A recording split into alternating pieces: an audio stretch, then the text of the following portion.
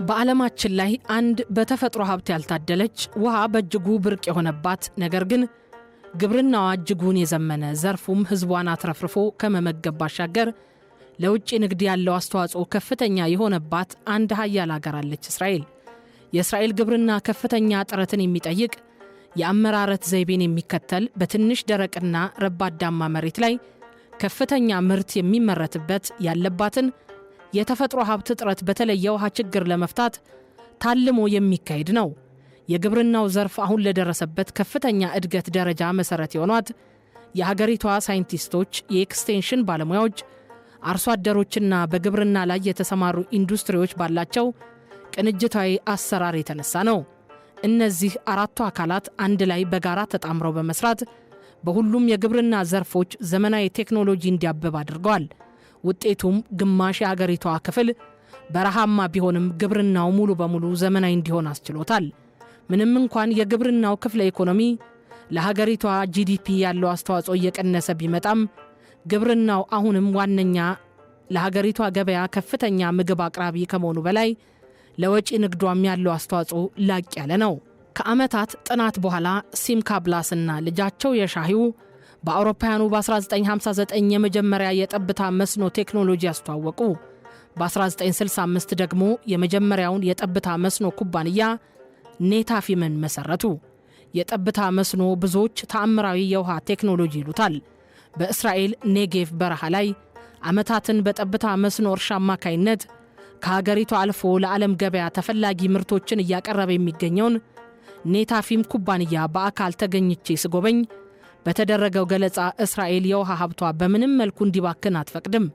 አንድን የውሃ ሀብት እስከ 3 ጊዜ ለተለያዩ ተግባራት በመጠቀምም የሚስተካከላት ሀገር የለም።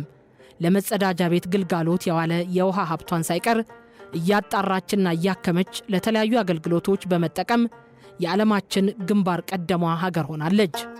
በዓለማችን የመስኖ ልማት ከተጀመረ ከ8000 ዓመታት በላይ እንዳስቆጠረ ኦፕቲማ ከተሰኘውና መስኖን ትኩረት አድርጎ መረጃን የሚያስነበበው የመረጃ ምንጭ ይጠቁማል።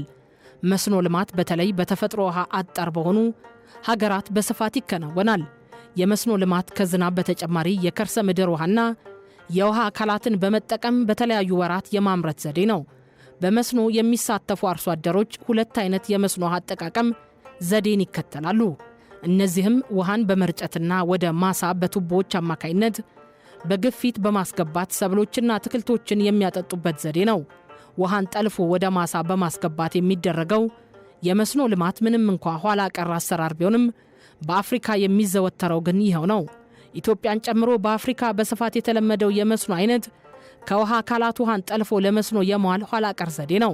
የአፍሪካ አብዛኞቹ አርሶ አደሮች የዝናብ ውሃ ጥገኞች ናቸው። ሀገራቱ 50 ከመቶ የምግብ ሰብላቸውን የሚያመርቱትም በዝናብ ውሃ ነው። በአፍሪካ መስኖ ቢያንስ 50 በመቶ የግብርና ምርታማነትን ለማሳደግ የሚያስችል አቅምም አለው። ይሁን እንጂ በአህጉሪቱ ያለው የምግብ ምርት በዝናብ ላይ የተመሰረተ ነው። በአሁኑ ወቅት በመስኖ እየለማ የሚገኘውም ከ6 በመቶ አልተሻገረም። በአፍሪካ ካሉ ሀገራት ናይጄሪያ፣ ኢትዮጵያ፣ ታንዛኒያ፣ ግብፅና ደቡብ አፍሪካ በመስኖ ይሁን በዝናብ የሚለማ ሰፊ መሬት ያላቸው ሀገራት ተብለው ከ1 እስከ 5ኛ ደረጃ ተቀምጧል። እነዚህ ሀገራት ምንም እንኳ የሚለማ ሰፊ መሬት ቢኖራቸውም በመስኖ ከማልማት አንጻር ግብፅን የሚስተካከላት ሀገር እንደሌለ መረጃዎች ያመለክታሉ። በዓለማችን ላይ የሚገኙ አብዛኛዎቹ ሀገራት የመስኖ ልማትን ይጠቀማሉ።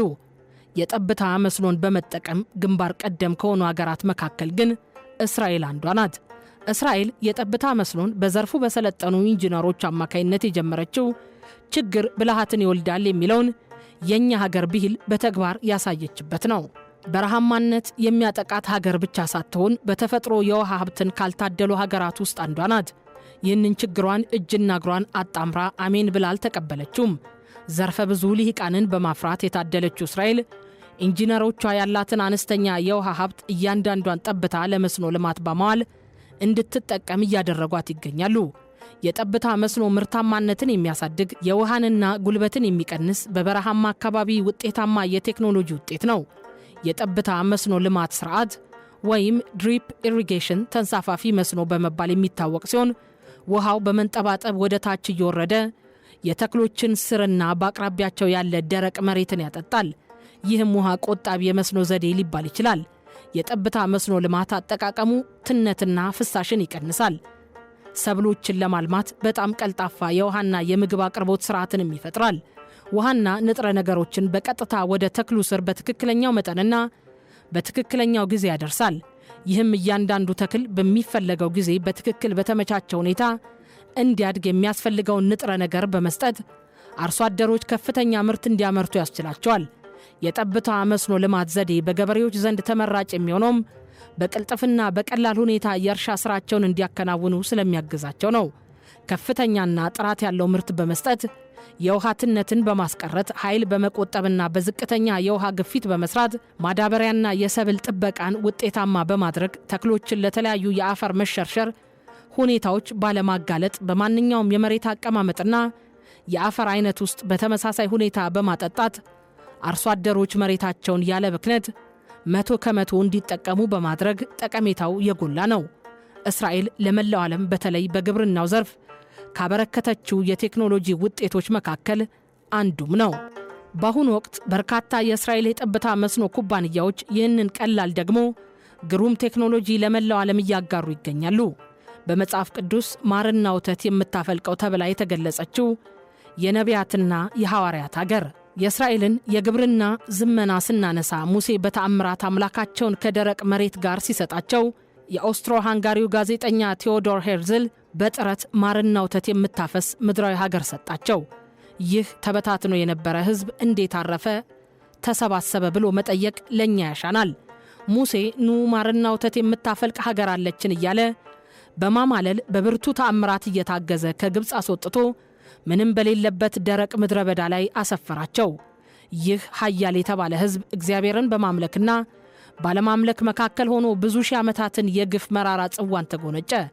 በብርቱ ቅኝ ግዛት ውስጥ ማቀቀ። ለበረታ ስደት ተዳረገ። በተሰደዱበት ሀገር ሁሉ እንደ መጻተኛ ተቆጥረው የሰቀቀን ኑሮ ገፉ። የሀገሬው ሕዝብ ጥላቻና ሀገር አልባነት ተዳብለውባቸው በሞት መንገድ ስቃይን ኖሩት። ዓለም በእስራኤላውያን ነቢያትና ሐዋርያት የተመሠረተ ሃይማኖት እያመለከ እስራኤላውያንን ግን ያሰቃይ ነበር። እነርሱ ግን ኢየሩሳሌም ሆይ ብረሳሽ ቀኜ ትርሳኝ፣ ባላስብሽ ምላሴ በጉሮሮዬ ይጣበቅ የሚለውን የዳዊት መዝሙር መዘመርን አላቆሙም ነበር። ቴዎዶር ሄርዝል በራሳችን አፈር ላይ እንደ ነፃ ሰዎች እንኖራለን፣ በቤታችንም በሰላም እንሞታለን እያለ በርቀት የምትፈጠረውን ልዕለ ኃያል ሀገር እያለመ ለይሁዲዎች ብርቱ ሕልም ይፈጥርላቸው ነበር። በሰላም አስከሬን ለመቅበር እንኳን ሰላማዊ ሀገር ያስፈልግ ነበር። በመላው ምድር እንደ ጨው የተበተኑት የእስራኤል ልጆች ለማሰባሰብ በአንድነት መሬት ያለ ሕዝብ ሕዝብም ያለ መሬት የሚለውን የጽዮናዊነት መፈክር እያስተጋቡ ኪዳናቸውን አጸኑ። ጥቂቶች ሆነው ሳለ ማንም ምድራዊ ኃይል ሊገረስሳቸው በማይቻልበት መንገድ በሁሉም መንገድ ታጠቁ። ንግዱን ተቆጣጠሩ፣ ሚዲያውን ያዙት፣ ዲፕሎማሲውን ተራቀቁበት። ቤተ ሙከራዎቻቸው 24 ሰዓት የእስራኤላውያን ጭንቅላት ይፈተንበት ነበር። ፊዚክስ፣ ኬሚስትሪ፣ ባዮሎጂ፣ ሂሳብ፣ ፖለቲካል ሳይንስ በሁሉም የትምህርት ዘርፍ ይራቀቁ ገቡ። በወታደራዊ ሳይንስ፣ በስለላ፣ በሳይንስና ቴክኖሎጂ አደጉ። ሳይሆን ተነጠቁ ማለት ይቀላል። አሁን ላይ ዓለም ላይ አሉ የተባሉ ታላላቅ የቴክኖሎጂ ኩባንያዎች የእስራኤል ልጆችን ፈጠራ የማይጠቀም የለም። እስራኤል የግዛቷ አካል 60% በረሃ ቢሆንም ከ3% በታች የዝናብ ውሃ ብታገኝም ዕድሜ በግብርናው ላይ ለሚራቀቁ ልጆቿ በረሃዎቿ ወደ አረንጓዴነት ተቀይረዋል። የኔጌቭ በረሃ በመስኖ ተጥለቅልቋል። ከአንድ እግር ቲማቲም ከ350 እስከ 400 ፍሬ ቲማቲም ያመርታሉ። ከኬሚካል የጸዳ እርሻን በማዘመን ከራሳቸው አልፈው ወደ ውጭ በመላክ ቢሊዮን ዶላሮችን ትዝቃለች። በጥቂት ገበሬዎች የተትረፈረፈ ምርት ታመርታለች። በጨዋማ መሬትና በጨዋማ ውሃ እህል ያመርታሉ። ቆሻሻ ውሃን በማጣራትና በመጠቀም በዓለም ላይ የመሪነቱን ቦታ ይዛለች። በረሃማዋ ሀገር ውሃን ለአረቦች ትልካለች። ይህንን በአካል ተገኝቶ ላረጋገጠ እንደኛ ላለው ሰው በራሳችን እጅጉን እናፍራለን። በዓመት በአብዛኛው 2 ጊዜ ወይም ዓመቱን ሙሉ ዝናብ እየዘነበልን ወንዞቻችን ዓመቱን ሙሉ እየወረዱልን ዳቦ የሆነ መሬት ታቀፈን የተስማማ የአየር ንብረት ይዘን በረሃብ ስንታወቅ አሁን ይሄ የጤንነት ነው ወይ ያስብላል። እስራኤል በጦርነት መካከል ሆና በጥቂት 70 ዓመታት ውስጥ የዘመነችና የተራቀቀች ሀገር ሆናለች። በሁሉም የየዘርፉ ሙያ ላይ የፈጠራ ባለሙያዎች ያሏት፣ በተደጋጋሚ የኖቤል ሽልማትን የወሰዱ በርካታ ዜጎችን ያፈራች ጠንካራ ሀገር ናት።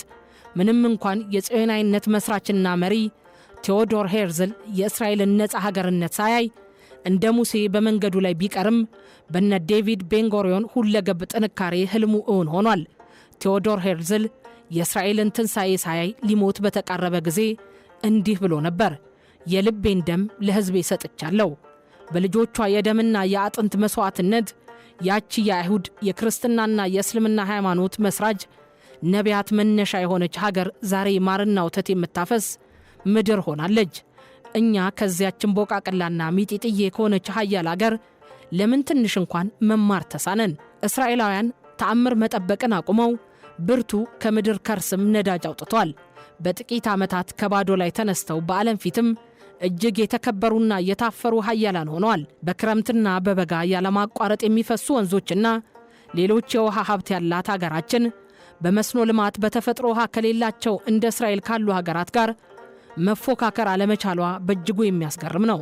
ሀገራችን በአፍሪካ ካሉ በርካታ የሚታረስ መሬት ካላቸው ሀገራት ውስጥ ስሟ በግንባር ቀደምትነት የሚጠቀስ ቢሆንም የመስኖ ልማታችን ግን በበቂ ሁኔታ ላይ የሚገኝ አይደለም። የአባይ ወንዝ መነሻዋ ኢትዮጵያ እንደ አዋሽ፣ ዋቢ ሸበሌ፣ ገናሌ፣ ባሮ አኮቦ፣ ተከዜ፣ ላንጋኖ፣ ጣናና ሌሎችን ተፈጥሯዊ የውሃ ሀብት ይዛ ከመስኖ ልማት በብዙ ርቀት ላይ መገኘቷ ያሳዝናል።